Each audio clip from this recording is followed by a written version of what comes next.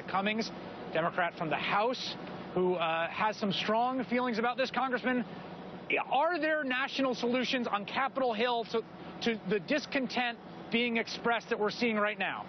First of all, I think that there's a tremendous amount of frustration, not only with the people who we're watching in New York protesting, but all over this country.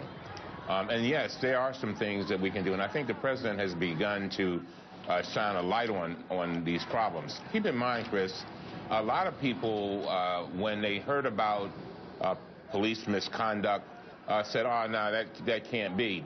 But I think this case actually illustrates that these things do happen, and they're happening more often than the public even can imagine. And so, from a national level, again, this whole push by the president for I think that's a good idea. I think it's a good idea to do the task force. We need to look at things like these military weapons in neighborhoods and policing, used by police in various communities. We need to look at diversity with regard to how does the DOJ, can they have an impact on making sure that police departments are diverse? And Borough President Adams just said something very interesting when he was talking about the whole idea of training. Training is extremely important. I think a lot of times there are biases and there are issues and maybe police don't even know the impact that they're having on people, but it can be very, very negative. And basically, Chris, I can tell you, I live in the inner city of Baltimore, and the area where The Wire was filmed, and people are basically looking for respect. They simply want to be respected.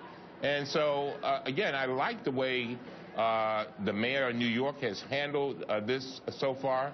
And I think that's part of the reason why you have the peaceful demonstrations there, because somebody's saying, wait a minute, let's at least take a look at this, try to figure it out, and try to address these issues.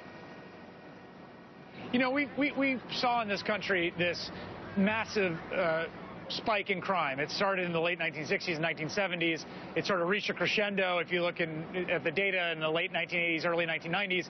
And then we've also seen this remarkable thing happen. In city after city that have different police tactics and different local dynamics, we've seen crime fall pretty staggeringly, actually.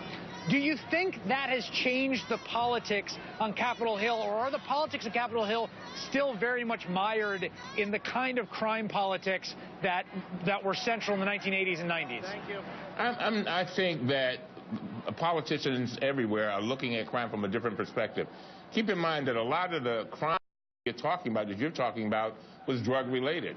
And we've got people sitting in jails today, Chris, who have gone to prison for years for non-violent drug offenses. I think that Congress is taking another look at that, and many jurisdictions are taking another look at that. And the interesting thing, you've got people in Colorado lined up with dollar bills buying marijuana, while I've got people in Baltimore sitting in prison for buying and selling marijuana. So, again, yes, I do think the policies have changed. One of the things that we found here in Baltimore is that we had more of at one time we had more of a stop and frisk, and they were arresting all of these mainly African-American men, and they had and they thought that was the right thing to do. But when the mayor comes in, she then reduces that stop and frisk, and we found that our crime rate actually went down. And so a lot of this is about respect. And we've got to get back to that. And by the way, body cameras are not enough. There's some kind of way we've got to police and the people that they are supposed to protect and serve have got to come together. Congressman Elijah Cummings of Baltimore, thank you very much. Thank you.